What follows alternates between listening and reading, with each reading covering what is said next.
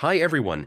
In this guide, I'll walk you through how to install Windows 10 using a USB drive. We'll cover creating the bootable installer and then using it to set up Windows step by step.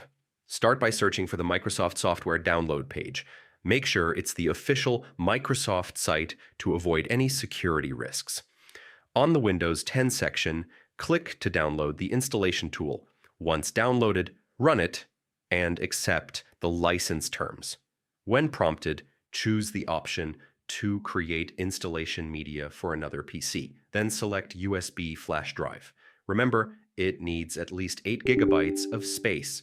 Next, plug the USB into the computer you want to install Windows on. Restart and open the boot menu by pressing keys like F2, F10, F12, or Escape during startup. Once the installer loads, pick your language, time, and keyboard settings. You can enter a product key now or skip it and activate later. For a clean installation, choose the custom option and select unallocated space. Keep the USB connected until installation finishes. Your computer will restart a few times and then you'll be ready to enjoy a fresh Windows 10 setup. Thanks for watching and good luck with your installation.